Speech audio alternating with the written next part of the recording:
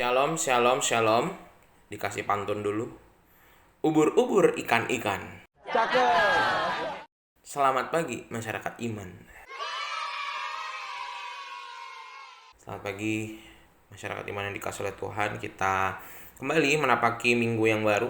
Ada banyak hal yang sudah kita rencanakan, tapi kadang yang terjadi tidak sama. Tapi biarlah kita mau belajar percaya pada anugerahnya. Semoga hari ini juga bagi jemaat GKI Sindang Laut boleh berpantang, berpuasa, dan berdoa.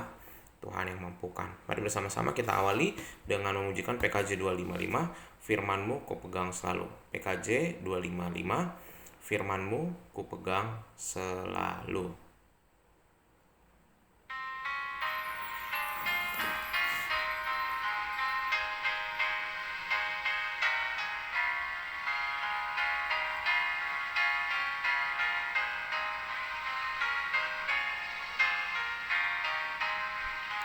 Firman-Mu kupegang selalu, saat duka saat senang, jalan hidup yang akan datang, tangan Tuhan yang memegang. Pencobaan menghimpit aku dan menjadi keluhanku. Firman-Mu kupegang selalu, sayap-Mu tempat berteduh. Firman-Mu Tuhan kupegang selalu. Hilanglah keraguanku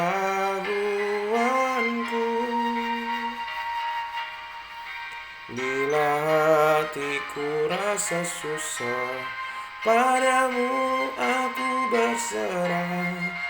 Firman-Mu kupegang selalu, maka amanlah jiwaku. Mari kita berdoa. Ya Tuhan, hati kami aman, jiwa kami aman ketika kami dekat sama Tuhan. Tuhan, sebentar kami mau membaca firman-Mu, mampukan kami agar mampu mengerti dan memahami. Kami serahkan pembacaan firman Tuhan, dalam nama-Mu kami berdoa dan bersyukur. Amin. Bapak Ibu Saudara, bersama-sama kita buka 2 Samuel 1 ayat 17 sampai 27. 2 Samuel 1 ayat 17 sampai 27. 2 Samuel 1 ayat 17 sampai 27. Dengarkanlah sabda Tuhan. Daud menyanyikan nyanyian ratapan ini karena Saul dan Yonatan anaknya, dan ia memberi perintah untuk mengajarkan nyanyian ini kepada Bani Yehuda. Itu ada tertulis dalam kitab orang jujur. Kepermayanmu, hai Israel, mati terbunuh di bukit-bukitmu. Betapa gugur pahlawan perang. Janganlah kabarkan itu di Gad, janganlah beritakan itu di lorong-lorong Askelon, supaya jangan bersukacita anak-anak perempuan orang Filistin, supaya jangan beria-ria anak-anak perempuan orang yang tidak bersunat. Hai gunung-gunung di Gilboa, jangan ada embun, jangan ada hujan di atas kamu. Hai padang-padang pembawa kematian, sebab di sanalah perisai para pahlawan dilumuri, perisai Saul yang tidak diurapi dengan minyak. Tanpa darah orang-orang yang mati terbunuh, dan tanpa lemak para pahlawan. Panah Yonatan tidak pernah berpaling pulang, dan pedang Saul tidak pernah kembali dengan hampa. Saul dan Yonatan orang-orang yang dicintai dan yang ramah, dalam hidup dan matinya tidak terpisah. Mereka lebih cepat dari burung Raja Wali, mereka lebih kuat dari singa. Hai anak-anak perempuan Israel, menangislah karena Saul yang mendanani kamu dengan pakaian mewah dari kain kirmizi yang menyematkan perhiasan emas kepada pakaianmu. Betapa gugur para pahlawan di tengah-tengah pertempuran. Yonatan mati terbunuh di bukit-bukitmu. Merasa susah aku karena engkau, saudaraku Yonatan. Engkau sangat ramah kepadaku. Bagiku cintamu lebih ajaib daripada cinta perempuan. Betapa gugur para pahlawan dan musnah senjata-senjata perang. Bapak Ibu Saudara, siapa orang yang paling Anda takuti pergi dari hidup Anda? Orang yang sangat-sangat Anda sayang, atau orang yang mungkin sudah pergi, yang paling berat? Kematian siapa yang menurut Anda paling berat buat Anda? Mungkin kakek nenek Anda, emangkong, opung. Mungkin orang tua Anda, ayah ibu, papi mami. Mungkin pasangan Anda, suami atau istri. Mungkin anak Anda. Mungkin saudara Anda, kakak, adik, koko, dedek, cici, abang.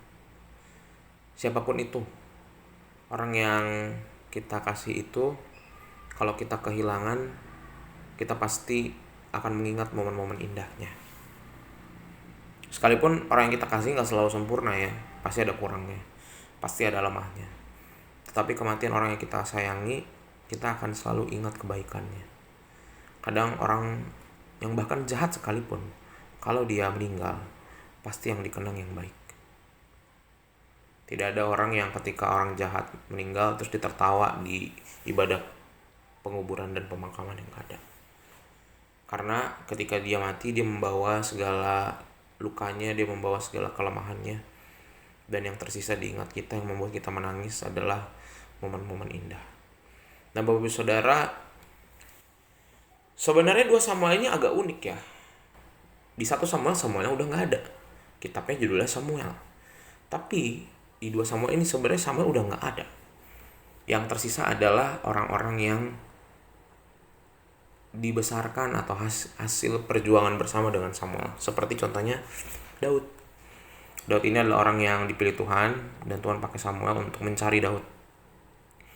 Daud ini adalah orang yang pasti punya kelemahan, ya jelas banyak kelemahannya. Penakut, orangnya mudah jealous, mudah iri, banyaklah lemahnya. Tapi dia juga adalah orang yang baik hatinya. Bahkan ketika Saul yang selama ini ingin membunuhnya, ketika meninggal, dia membuatkan sebuah nyanyian, menciptakan sebuah lagu untuk Saul dan juga Yonatan sahabatnya. Dan dia tidak membahas tentang keburukan Saul. Dia tidak membahas tentang bagaimana hubungan Yonatan dan Saul itu gak baik, hubungan ayah dan anak yang buruk. Tapi dia menceritakan bahwa 2 orang ini berjuang sedemikian rupa. Daud mengingat kebaikan Saul, dia mengingat kebaikan Yonatan, dan itu yang dia kenang seumur hidupnya. Nah Bapak Ibu Saudara, dalam hidup kita tidak selalu hanya bertemu dengan orang baik kan. Orang buruk yang kita hadapi di hidup kita ini, dia gak pernah dilahirkan untuk jadi orang yang buruk, gak pernah. Orang tua yang melahirkannya, rahim yang tempat bayi ini berada, orang itu berada dulu, menginginkan anak ini tumbuh dengan baik. Tapi kejadian-kejadian buruk yang mungkin membuat dia berubah, yang membuat dia menjadi pribadi yang buruk. Sehingga dalam hidup ini seharusnya gak ada orang kita benci. Orang itu benci sama kita gak apa-apa, tapi kita gak boleh. Karena Tuhan mengajarkan kita untuk melihat dari kacamata yang lebih luas. Sejahat-jahatnya orang ada baiknya. Nah kalau hari ini kita ketemu dengan orang yang mungkin menyakiti kita, yang kita anggap jahat, yang kita gak suka bahkan kita benci, kita pelan-pelan mau mengingat bahwa orang yang terburuk sekalipun, dia pasti meninggalkan kebaikan dalam hidup ini suatu saat ketika dia gak ada.